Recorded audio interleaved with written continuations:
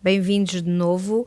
Estamos aqui para o segundo painel que vai ser dedicado à transição energética. E esta é precisamente uma das mais importantes transições em curso.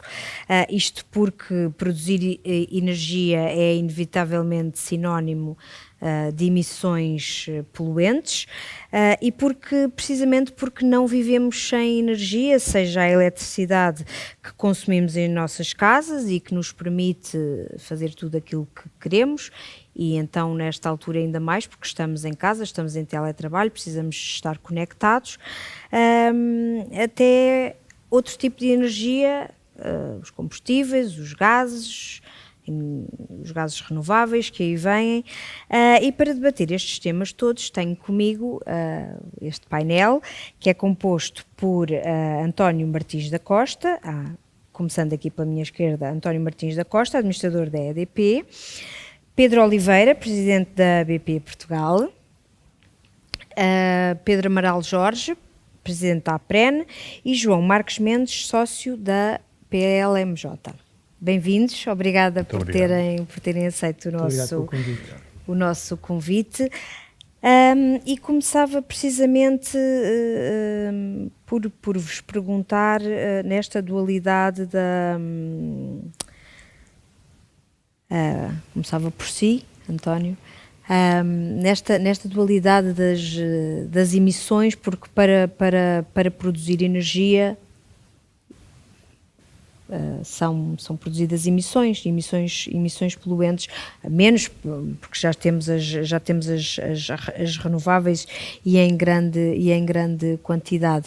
Mas que caminho é este que se faz na transição energética?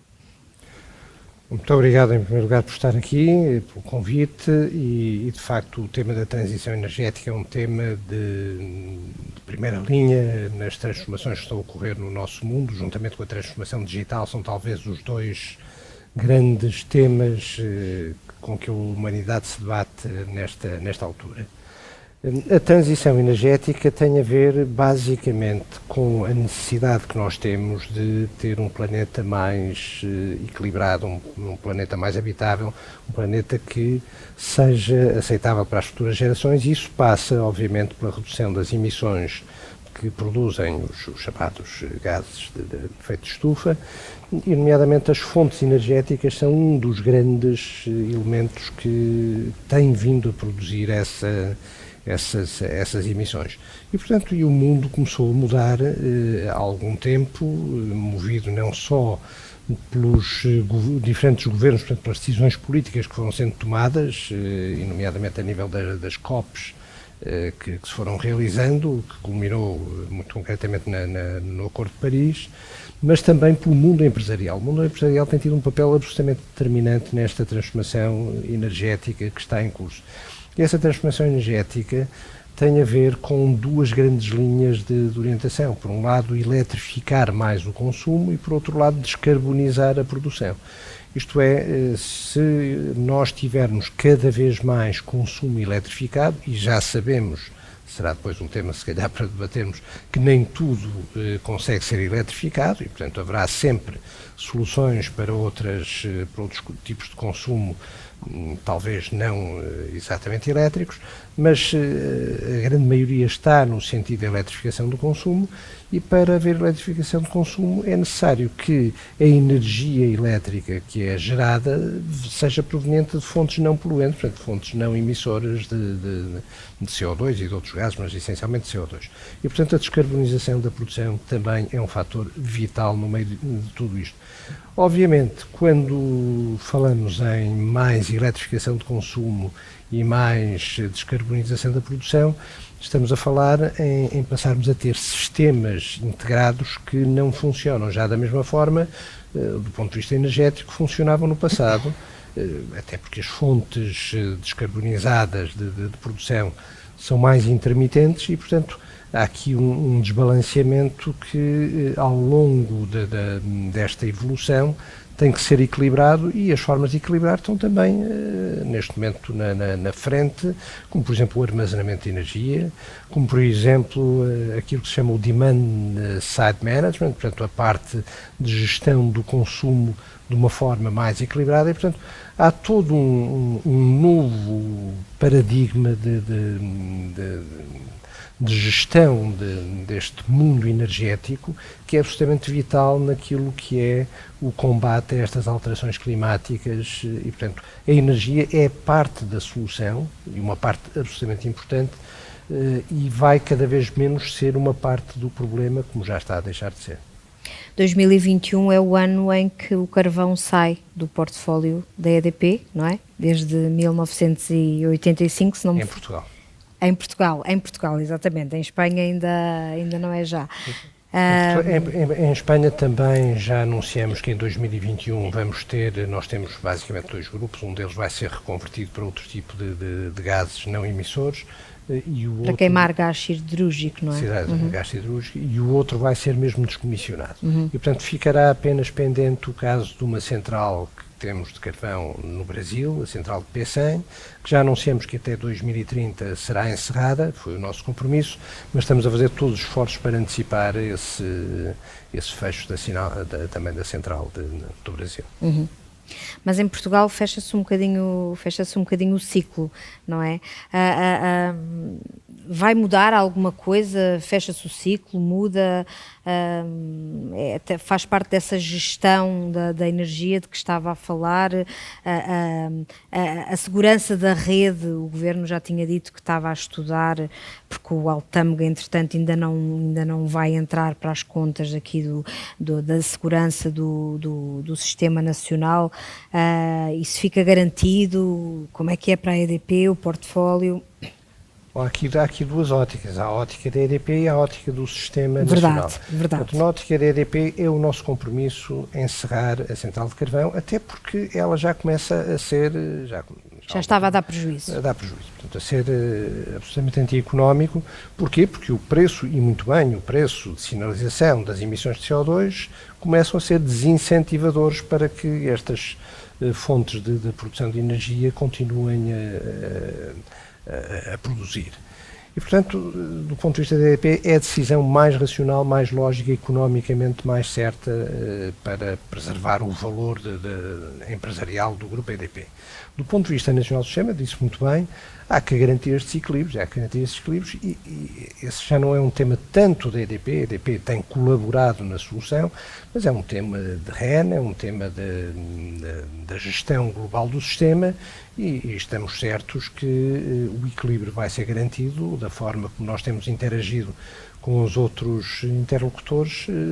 Há de facto uma preocupação grande e sentimos que nós nunca encerraríamos a central sem termos o ok do sistema que diga que o equilíbrio está garantido, e aparentemente tudo estará a caminhar nesse sentido. Certo, obrigada. Pedro, o Ministro do Ambiente diz muitas vezes que descarbonização não é sinónimo de eletrificação, e penso que a sua presença aqui também faz muito sentido, porque quando pensamos em energia, a energia não é só eletricidade, não é? A energia, há muitas formas de energia. E do lado, precisamente, das petrolíferas, há muito a ser feito por essa descarbonização, porque os carros com os motores de combustão interna continuam a andar na estrada, continuam a precisar de combustíveis, e cabe às petrolíferas fazer então essa descarbonização, dar também esse passo, porque também não podem simplesmente desaparecer de um dia para o outro. Que caminho é esse de descarbonização que a BP está a fazer? Muito bem, Bárbara. Eu acho que essa pergunta é absolutamente pertinente, nomeadamente depois da explicação que o António partilhou aqui connosco, em que se associou, e eu estando globalmente de acordo com a posição que o António estava a defender, é verdade que há uma certa tendência para colarmos descarbonização e eletrificação. É evidente que a eletrificação terá um peso muito relevante na agenda de descarbonização do mundo, mas não se vai de maneira nenhuma esgotar aí. Porque se por um lado a transição energética e a descarbonização são temas absolutamente consensuais e, portanto, eu acho que não vale a pena falarmos muito sobre coisas que são consensuais na sociedade, já todos incorporamos essa necessidade. O grande desafio que está por trás de tudo isto são essencialmente dois números de desafio dual. Que é, nos próximos 25 anos o produto do mundo vai crescer, pandemias à parte, em macro tendências à volta de 50%. E as necessidades de energia do mundo vão crescer cerca de 30% nos próximos 25 anos. E se nós hoje já temos a dificuldade que temos em conseguir associar a descarbonização às necessidades de energia do mundo, imagine-se o que temos pela frente se quisermos preservar não só o valor das empresas, mas a qualidade de vida das pessoas. É disso que estamos aqui a falar, porque descarbonizar o sistema comprometendo a qualidade de vida das pessoas será inevitavelmente fácil. É? Arrefecendo-nos menos, aquecendo-nos menos, movendo-nos menos, e é isso tudo que nós queremos evitar. Agora, descendo aqui um pouco à sua pergunta, só para percebermos o que temos pela frente. As petrolíferas são o reflexo, provavelmente, no seu melhor exemplo daquilo que será a transição energética. Quer dizer, as petrolíferas hoje, erradamente apelidadas de petrolíferas, são na realidade companhias de energia integradas, cada vez têm o seu portfólio de produção mais diversificado. Para lhe dar um exemplo, a BP é um dos maiores produtores de energia eólica dos Estados Unidos, é um dos maiores, hoje dona da Lightsource BP, um dos maiores promotores de energia solar na Europa, um dos maiores produtores de biocombustíveis do mundo. E à imagem da BP, todas as petrolíferas tiveram, inevitavelmente, as chamadas petrolíferas, cada vez queremos menos que nos chamem petrolíferas, porque somos, na realidade, empresas integradas, inevitavelmente, com uma parte muito significativa ainda do nosso portfólio ligado a fontes de origem fóssil, seja gás natural, que também terá um papel fundamental na descarbonização do sistema energético do mundo, mas temos hoje um portfólio cada vez mais diverso. Isto é verdade para praticamente todas as petrolíferas. É verdade que a BP... Nem tanto. Há algumas a quem é apontado, se calhar... Por isso é que eu disse praticamente. De não terem acordado cedo o suficiente. Essa crítica também é feita à BP ou acordaram em... As críticas podem ser sempre feitas. Agora depois podemos tentar rebater isso com factos. E no caso específico da BP, se há uma companhia que tem sistematicamente dado o passo em frente no que diz respeito à transição energética, é a BP. E não me vou ficar pelas palavras, vou partilhar convosco alguns números. E ainda há pouco tempo a BP foi a primeira petrolífera a dizer que iria ser carbonicamente neutra até 2050 ou antes.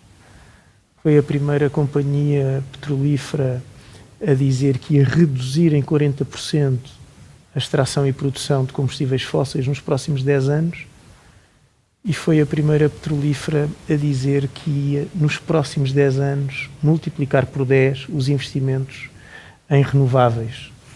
Entenda-se que hoje a BP já investe cerca de 500 milhões de dólares por ano em renováveis. Isto quer dizer que nos estamos a comprometer com investimento na ordem dos 5 mil milhões de dólares até 2030 e sempre a crescer. E fizemos-lo sob pena até de não preservar no curto prazo o valor da empresa. Há pouco eu estava a ouvir o António atentamente.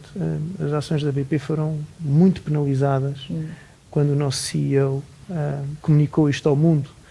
Agora, isso resulta de uma necessidade inevitável de mudar. Nós temos consciência que, enquanto empresas de energia, somos parte do problema, sem dúvida nenhuma, porque não está em causa discutir se as emissões são um problema ou não. Reduzir emissões é sempre bom, independentemente do impacto que possam ter ou não.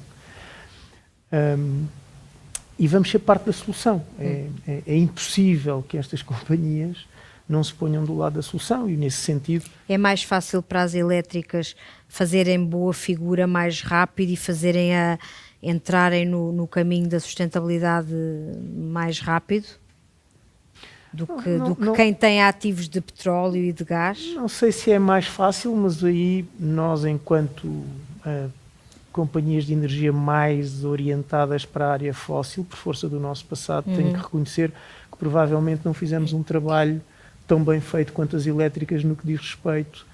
A Bárbara é que usou essa expressão, fazer boa figura, não é? Porque no final do dia há aqui obviamente um problema de comunicação em que as petrolíferas não têm sido tão capazes quanto as elétricas.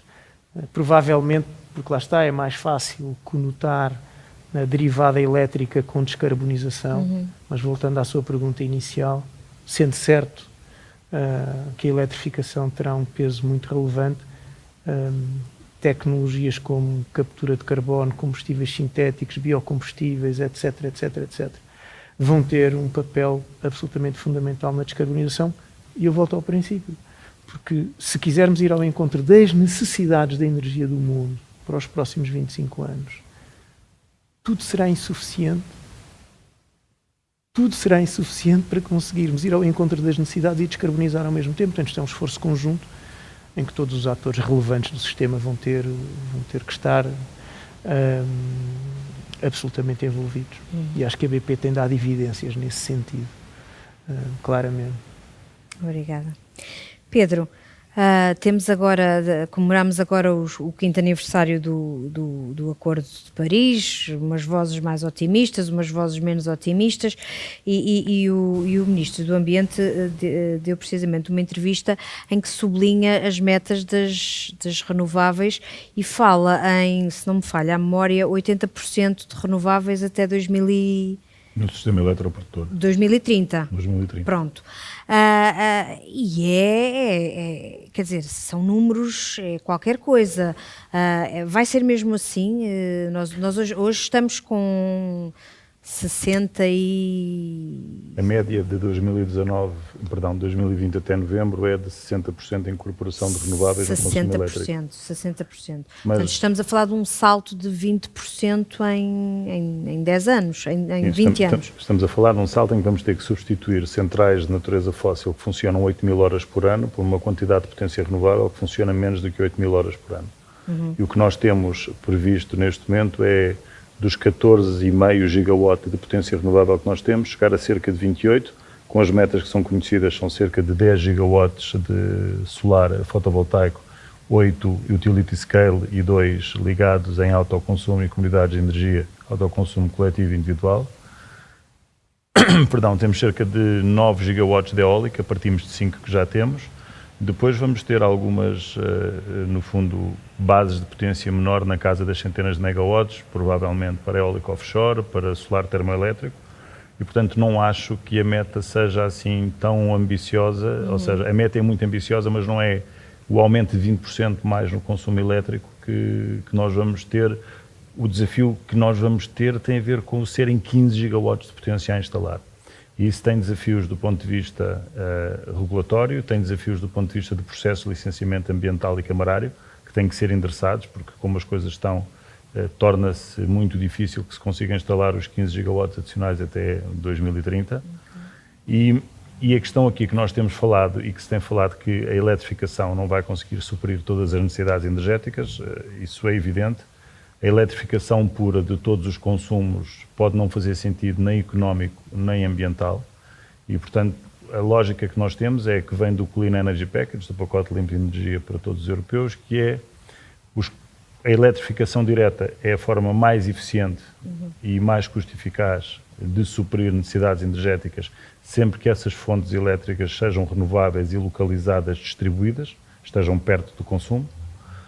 O hidrogénio verde, para nós, é a eletrificação na mesma, só que é indireta, porque o que nós defendemos sempre é que a produção de hidrogénio seja feita através da eletrólise da água com recurso à eletricidade gerada a partir de fontes renováveis.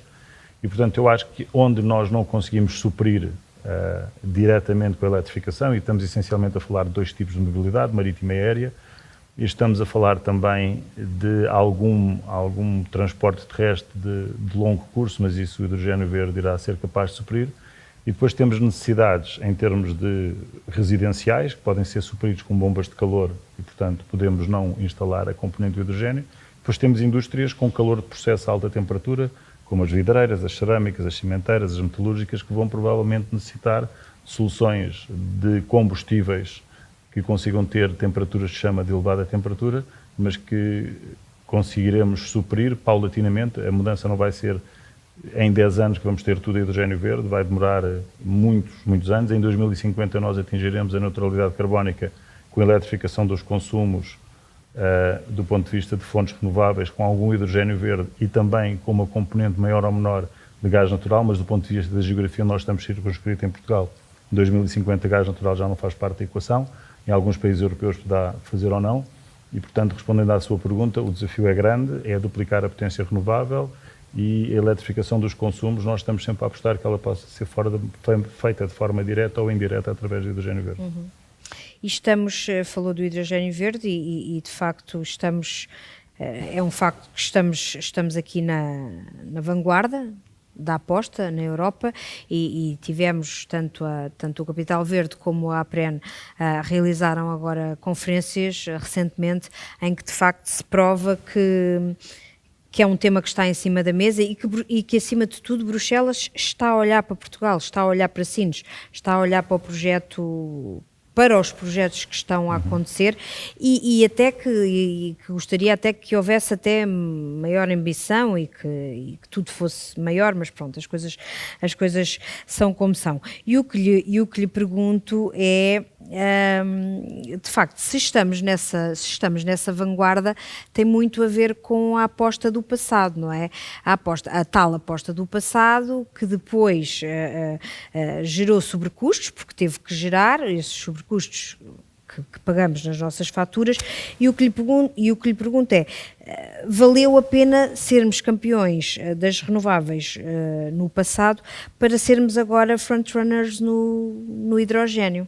Eu acho que valeu e mais do que só sermos frontrunners no hidrogénio, acho que vamos ter 3 efeitos que são fundamentais. Hoje, os custos de produção de eletricidade a partir de fontes renováveis, o chamado Levelized Cost of Electricity, quer do fotovoltaico, quer do eólico, já se consegue demonstrar que estão abaixo do preço médio do mercado grossista de eletricidade ibérico. E, portanto, não é só uma questão de sermos capazes de reverter o sobrecusto para termos o tal sobreganho face ao mercado, como isso já foi anunciado, isso poderá estar a acontecer já em termos de equilíbrio em 2030. Perdão. Mas também temos aqui a possibilidade de Portugal passar a ter custos energéticos mais competitivos e isto poder também atrair outro tipo de investimentos, não só para a geração do produto hidrogénio verde, que tem 3 utilizações, uma para mobilidade, outra como matéria-prima e outra como fonte de equilíbrio do sistema elétrico, e também iremos ter aqui uma vertente do aumento da competitividade dos custos energéticos. Isto também pode atrair outro tipo de indústrias que hoje não estão em Portugal, e nós não podemos esquecer que há uma consciência social cada vez mais acentuada relativamente ao problema das alterações climáticas, e, portanto, isso é uma coisa que nós basta olharmos para a imprensa nos últimos 2 anos e vemos o aumento da quantidade de notícias e de chamada da percepção que as pessoas têm de que efetivamente é preciso fazer alguma coisa para reverter o tal efeito que o IPCC tem do relatório que saiu depois do Acordo de Paris. E, portanto, nós estamos perfeitamente convencidos de que aos clientes começarem a ter hábitos de consumo e exigências das empresas de produtos cada vez mais sustentáveis do ponto de vista ambiental, ou seja, sem emissões, que as empresas, para manterem o seu mercado e os seus clientes, vão ser obrigadas a adaptar-se e isso vai requerer uma quantidade de investimento que nós sabemos que é colossal, mas o tema que está em cima da mesa são o aumento de 1,5 graus que pode alterar completamente o que nós conhecemos do planeta como hoje. Se nós achamos que a pandemia é um problema, alterações climáticas com os efeitos climatológicos que podem ter em termos dos extremos desde cheias e inundações até secas ultra severas e temperaturas acima de 50 graus, acho que é um tema que temos que levar de forma muito séria. Certo, obrigada. João, como é que vê esta questão do hidrogénio verde? Parece-lhe uma aposta que vale a pena fazer, que vai dar frutos no futuro? Bárbara, parece-me que sim, na perspectiva de que, como o Pedro dizia, o hidrogénio verde acaba por suprir aqui a prazo. Sublinho que estamos sempre a falar a prazo, porque não são tecnologias, vão começar a ser testadas, mas não são para agora. Mas há 2 problemas que ele é capaz de suprir.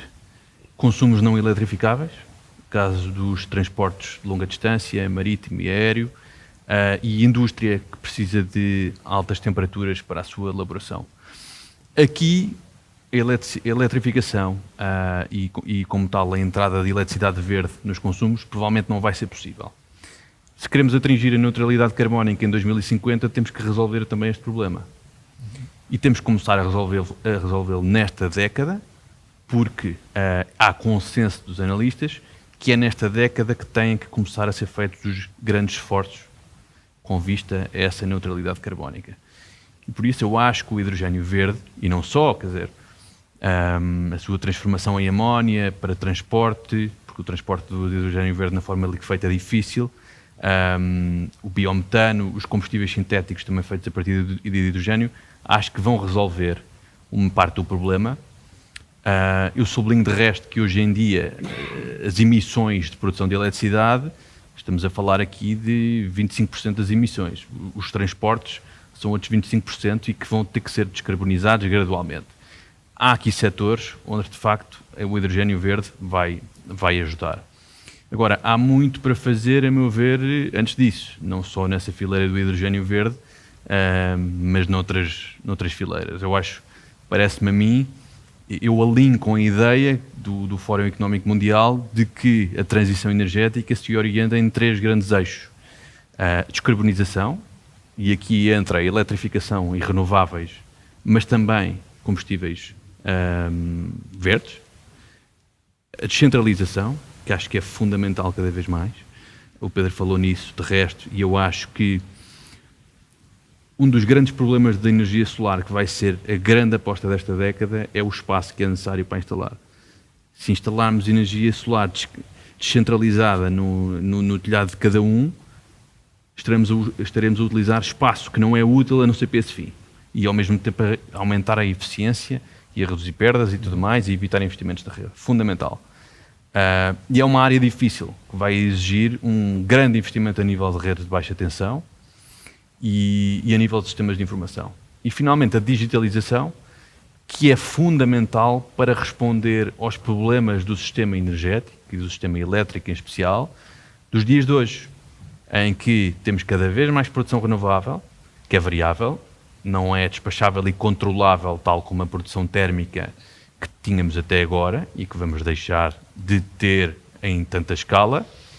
E também há um problema quando cada produtor começa a conseguir produzir a sua energia, a poder partilhá-la com vizinhos, como já vai começar a ser possível em Portugal, talvez no próximo ano, ou a ter armazenamento, ou quando surgem serviços de resposta da procura que trazem uma grande complexidade à gestão do sistema elétrico, é absolutamente fundamental. E, portanto, eu acho que o hidrogénio verde vai ser importante, mas acho que há um caminho a percorrer ainda antes disso, noutros setores, também capitais, para a transição energética e, por exemplo, toda a problemática das concessões de baixa tensão que vai ocorrer provavelmente no próximo ano é fundamental, por exemplo, nesse sentido. Certo, obrigada. António, eu perguntava-lhe precisamente porque o futuro está aí, está cada vez mais próximo e a energia vai mudar a forma como é produzida, como é distribuída, como a consumimos. Por onde é que será o futuro para a EDP? Ou seja, será, porque vamos precisar precisamente de mais 15 gigawatts, ficámos agora a saber de energia renovável. Portanto, e entretanto também já vieram estudos dizer que o potencial do eólico flutuante, offshore, flutuante, é enorme na Península Ibérica. Poderá, por exemplo, ser um caminho para a EDP, poderão ser os bairros solares, a produção precisamente descentralizada, as comunidades de autoconsumo, mais o solar, mais o que é que o João falou também das concessões de baixa tensão. No fundo, olhando já para 2021 e o que vai acontecer em 2021 e um bocadinho mais além, como é que vê aqui esta panóplia de caminhos a acontecer para a EDP? Vejo como um desafio muito interessante que uma empresa como a EDP gosta de ter. É evidente que todas as empresas energéticas, e não falo agora apenas para a EDP, veem de uma forma extremamente estimulante aquilo que é a mudança deste paradigma todo. E tocou em temas muito interessantes, porque estamos a falar não só do lado da produção, mas também do lado da forma que o consumo se vai organizar, e nós, como empresa, estamos a preparar para abordar essas diferentes vertentes. Recordo só que ano passado nós fizemos o nosso anúncio sobre o plano de investimentos até 2022 e anunciamos um investimento total de 12 mil milhões de euros. É o investimento que está nestes 4 anos. Esses 12 mil milhões de euros, 9 mil milhões são em energia renovável. Portanto, em formas de geração, que são essencialmente o quê? Vento onshore, vento offshore, como acabou de referir, portanto, plataformas, sejam elas fixas ou flutuantes, e já tocarei nesse tema porque há uma diferença relativamente grande entre as duas tecnologias, e também no solar distribuído. Portanto, são formas em que nós vamos apostar, e esses 9 mil milhões de euros incidem basicamente sobre essas formas de produção de energia. E depois temos 3 mil milhões de euros que são para redes, e redes estamos a falar não só do investimento necessário para a manutenção das redes, mas também para a sua maior inteligência. Tudo aquilo que se fala das smart grids é uma realidade. Nós também temos esse desafio de ter as nossas redes totalmente inteligentes a nível ibérico e também no Brasil, não na mesma dose, até 2022, e também as soluções de eficiência energética para os clientes, e que passam muito, lá está, por energia distribuída, passam por aquilo que se chama a agregação de consumos, também sejam comunidades maiores ou menores. Esses agregadores de consumo são uma peça absolutamente fundamental até para a estabilização técnica do sistema. Lá está, aquilo que eu referi há pouco, o Demand Side Management, a gestão de energia do lado do consumo é muito importante para fazer o alisamento dos picos de consumo de energia que muitas vezes não conseguem ser respondidos do lado da produção de uma forma exata e, portanto, como já foi aqui referido, não é uma energia despachável como era no passado e, portanto, a forma de agregar consumos é também uma forma de estabilizar tecnicamente e dar mais balanceamento à gestão do sistema. E, portanto, tudo isso são soluções onde nós estamos a trabalhar. Estamos a trabalhar junto dos consumidores com soluções de microenergia, de painéis solares, mobilidade elétrica. Portanto, há um mundo de soluções do lado do consumidor que começam a ser disponibilizadas. Do lado da geração também, e referindo só, e tocou aí no ponto das plataformas de geração de energia eólica offshore, onde há duas realidades basicamente, são aquelas plataformas que podem ser fixadas. Mas em Portugal não dá para pôr as fixas, porque não dá, era isso que eu ia exatamente. Dizer. Porque nós temos uma plataforma... O fundo marítimo é muito profundo, exatamente. Temos aí uma plataforma continental que é relativamente curta e, portanto, os fundos são águas profundas. Isto tem que haver plataformas flutuantes, onde nós fomos, por acaso, pioneiros numa dessas plataformas com o projeto Windfloat, que é um projeto muito apreciado a nível da própria União Europeia e que nós estamos a exportar para outras partes do mundo onde há estas realidades, por exemplo, o Japão, a Coreia do Sul, e portanto são zonas onde há águas profundas, onde não se consegue ter a tecnologia de águas pouco profundas, que, por exemplo, as petrolíferas, e permita-me utilizar o termo petrolíferas, claro. As petrolíferas conhecem muito bem, porque é um mundo onde eles nasceram, quando faziam a exploração dos petróleos e dos gases no fundo do mar, e que agora estão, e muito bem, a reconverter muitas delas, utilizando a Mas se há potencial cá em Portugal, pode crescer o Windfloat? Pode haver mais Windfloats? Pode haver, é um assunto que estamos a estudar, até do ponto de vista regulatório. Há aqui temas regulatórios que têm que, obviamente, ser contemplados, mas é claramente uma área onde nós apostamos. O Wind Offshore Estamos, como já referi, noutras plataformas de fundos não profundos, como por exemplo ao largo de Massachusetts, onde nós ganhamos um leilão para a exploração de uma área relativamente grande ao largo de Cape Cod, ou no Mar do Norte, onde temos ao largo da Escócia, na Normandia, tem em vários sítios. Em Portugal essa tecnologia não pode ser e, portanto, terá que ser energia profunda. Sobre o último ponto que colocou e que foi também ali referido sobre as concessões de baixa tensão. As concessões de baixa tensão são concessões, como sabem, são concessões onde o concedente é o município, portanto há 278 concessões em Portugal continental, o concessionário é a EDP Distribuição, estamos a falar de baixa tensão, e portanto está-se a aguardar a todo o tempo qual é o modelo de renovação dessas concessões, se é um modelo único, se é fragmentado, qual é o tipo de Acha que isso é algo que pode escapar das mãos da EDP? Não, a EDP concorrerá como concorre a qualquer concurso. A EDP está sempre pronta a concorrer dentro de um princípio que todos nós esperamos, é que haja eficiência para o sistema global. Nós temos todos uma noção de que quando as coisas são geridas de uma forma mais integrada, consegue-se obter mais eficiência do que quando as desintegramos.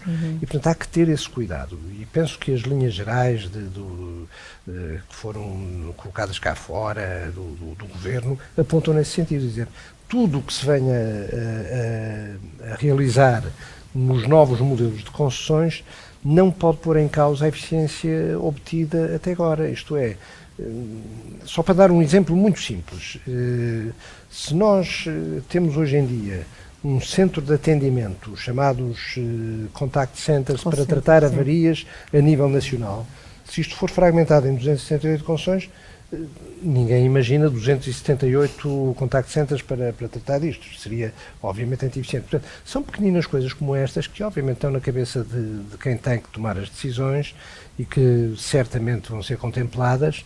Agora, o tema da eficiência energética, sim, a iluminação pública, que é um tema muito querido das concessões de baixa tensão, é uma área em que claramente se pode obter mais eficiência de consumo em benefício de todos, em benefício de quem paga a fatura, em benefício da gestão técnica do sistema e, portanto, pensamos que também vai ser uma oportunidade para continuar o trabalho que já tem vindo a ser feito, nomeadamente para a EDP Distribuição, de ter uma gestão mais eficiente da iluminação pública a nível nacional.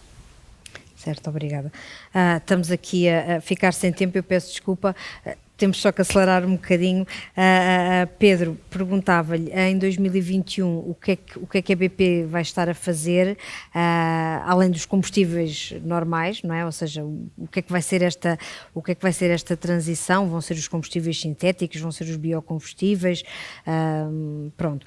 E depois perguntava-lhe, deixava-lhe aqui uma provocação, que é, quando é que o petróleo vai desaparecer? Se já há essa data ou se é ainda utópico pensar nisso? Bom, sabe que na área de energia, se há uma área que manifestamente poderá expor alguma arrogância, são aqueles que têm a veleidade de querer descobrir como é que vai ser o futuro. Nós na BP temos dito claramente isso, ou seja, nós não conseguimos prever qual é que vai ser o futuro, razão pela qual temos dois instrumentos há algumas décadas com que trabalhamos, que é o BP Statistical Review e o BP Energy Outlook, que anda nas pastas dos principais CEOs de energia do mundo, não porque sejamos muito bons a fazer isso, mas temos um rastro histórico que nos permite apontar cenários, e nós trabalhamos sempre numa base de cenários e nunca vimos as derivadas dos cenários futuros serem tão dispersas como atualmente. E, portanto, enquanto companhia responsável que somos, porque é muito sexy estarmos aqui a falar de investimentos futuros relativamente a fontes mais limpas, que têm que acontecer, mas nós temos que continuar a suprir energia ao mundo numa lógica com resiliência, digamos assim, porque nós, enquanto habitantes deste planeta, nesse aspecto, estamos mal habituados, já não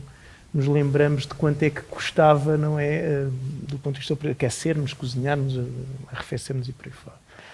Portanto, nós não conseguimos, sinceramente, perceber quando é que isso vai acontecer. Temos 3 cenários em que trabalhamos, temos uma estratégia mais flexível do que nunca para ir ao encontro desses 3 cenários que são públicos. Agora, há uma certeza que temos, é que a imagem da Idade da Pedra, a pedra não desapareceu ou não deixou de ser utilizada enquanto meio por deixar de existir. Foi substituída. Não é? E aqui os combustíveis fósseis não vão deixar de ser utilizados por desaparecerem, contrariamente àquilo que se pensava no passado. Antes falava-se muito de pico de produção relativamente aos combustíveis fósseis. Hoje já não se fala de pico de produção, não há esse risco. Fala-se de pico de procura. E esse pico de procura acontecerá tão cedo quanto mais cedo também o efeito de substituição por renováveis, digamos assim, ou de produtos substitutos mais sustentáveis, acontecer. Quanto mais cedo isso acontecer, mais cedo deixaremos de utilizar petróleo ou qualquer outra fonte de origem fóssil. Isso é a única certeza que temos. Que o mundo está totalmente empenhado nessa agenda, hoje mais do que nunca, não há mais pequena dúvida. Que as petrolíferas ou as companhias de energia integradas também estão a perseguir essa agenda como nunca, porque veem nessa agenda uma enormíssima oportunidade, e à imagem do que o António estava a referir, hoje, mais do que nunca, seja pela nossa capacidade financeira, seja pela capacidade tecnológica em áreas muito específicas, como o António estava a referir há pouco, pensamos que podemos ser um valor acrescentado, sempre com 2 razões estruturais por trás disto. Em primeiro lugar, queremos fazê-lo porque é bom para o mundo, e em segundo lugar, porque há uma lógica de negócio, quer dizer, ninguém está aqui a tentar só vender um propósito vazio de lógica financeira. Há uma oportunidade de negócio à frente.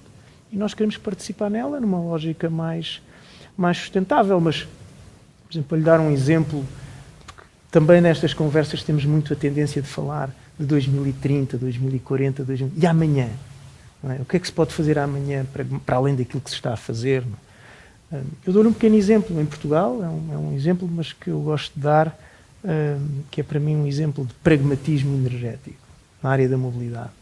Este nosso programa que nós chamamos de Drive Carbon Neutral, em que incentivamos as pessoas ou a não andarem de carro, sempre que não precisarem, ou então vir à BP, porque nós estamos a fazer uma coisa muito pragmática, que é compensar as emissões dos produtos que vendemos em Portugal, conscientes de que não se conseguem parar as pessoas, mas pegando nos recursos gerados na mobilidade em Portugal, e estamos a investir em projetos auditados, certificados, que numa lógica incremental estão a reduzir emissões em áreas onde é mais fácil reduzir as emissões sem comprometer a qualidade de vida das pessoas.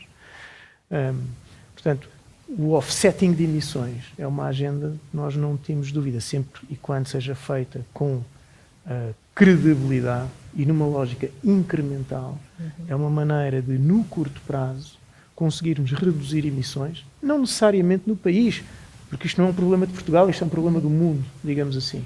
Só para lhe dar um pequeno exemplo de algo com muito impacto, à custa da mobilidade e dos recursos gerados na mobilidade, e que reduzem factualmente as emissões para além daquilo que era esperado. Se não fizéssemos nada, não é a solução final para nada, mas é uma solução ponte. Estamos ferramenta que está... Estamos a falar, no caso de Portugal, de reduzir 2 milhões de toneladas de emissões por ano, factualmente. Até para lhe dar um pequeno exemplo de coisas concretas que se podem fazer, atuando em áreas onde é mais fácil reduzir as emissões. E nós temos que atuar nessas primeiro, para não comprometer a qualidade de vida das pessoas. Certo, obrigada. Deixo uma última pergunta para os dois, Pedro e João. Portugal vai finalmente passar a ser um exportador na área no setor da energia com o hidrogénio verde? Vamos conseguir finalmente? Acho que nós devemos ser exportadores até de eletricidade, desde que as interligações entre Portugal e Espanha e entre a Península Ibérica e França tenham o alcance das metas que estão previstas. Porque se nós pensarmos num dia de inverno ensolarado em Portugal... Mas onde nunca mais se esse, constrói. esse nunca mais não é para a gente se resignar, não é? Esse Pois nunca não. mais era num paradigma completamente diferente. O paradigma mudou e, portanto, neste momento tem que haver um enquadramento com a Comissão Europeia feito através de um lobby ibérico, porque isso vai ter que acontecer Mas há obrigatoriamente. vontade política, parece que esbarra Ibérica, sempre ali. se há francesa ou não consigo Pois. dizer, mas imagino que não haja, não é? Mas essa questão, por isso é que nós estamos integrados num espaço europeu, não é? Pois. Mas não só vamos poder exportar eletricidade, como eu lhe referi há pouco, os custos de produção de eletricidade a partir de fontes renováveis, hoje, em termos média de mercado ibérico, estão abaixo e já são competitivos com qualquer mercado europeu. Qual é que é a grande vantagem que Portugal aporta exatamente à geração de hidrogênio verde? É o facto do levelized cost of electricity, ou seja, os custos de produção de eletricidade serem muito baixos e, num processo de eletrólise da água, 50% a 60% dos custos operacionais de produção são eletricidade. Portanto, nós temos os dois lados da equação compostos. Obviamente, temos um problema que não nos podemos esquecer, que uma coisa é produzir hidrogênio verde ou outra forma qualquer de hidrogênio, outra questão é armazenar e transportá-lo. E, portanto, nós vamos ter que, em termos de transfronteiriços, para Portugal termos 15% de incorporação de hidrogênio na rede, acho que é perfeitamente execuível até à meta em que está prevista. Em termos transfronteiriços, vamos ter que adaptar o sistema e pensar no sistema gasoso, entre aspas, do gás natural, como pensamos hoje no sistema elétrico integrado. Mas sim, acho que temos condições do ponto de vista de custo e de recursos, começar por ser um laboratório fundamental na Europa para produzir hidrogênio verde a custos competitivos. Obrigada. Parece-me que, sim, a prazo, a prioridade certamente que é descarbonizar o sistema e a indústria nacional, mas parece-me que sim, porque um dos grandes entraves que era apontado à produção de hidrogênio verde era o custo da eletricidade. E como o Pedro disse, esse custo está a baixar. Baixou muito nos últimos 10 anos. Temos projetos solares a serem instalados que podem criar oportunidades para produzir hidrogênio verde. Vai haver aí uma questão que é, provavelmente, para maximizar a eficiência da produção de hidrogênio verde, vamos precisar de ter também eólico.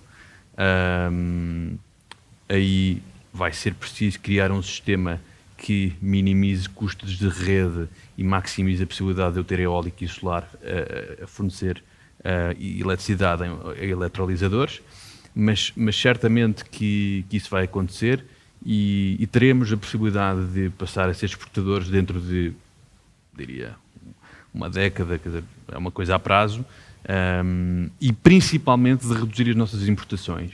E a eletrificação também conduzirá a isso, que ainda hoje são muito, muito significativas. Sempre temos um saldo importador de, julgo, mais de 4 mil milhões. Portanto, eu acho que sim, mas acho que também a eletrificação vai ser, no imediato, uma forma muito eficaz de reduzirmos importações de eletricidade de forma bastante significativa nesta década já. Muito obrigada. Obrigada a todos pela presença e obrigada também a quem nos assistiu. Obrigada.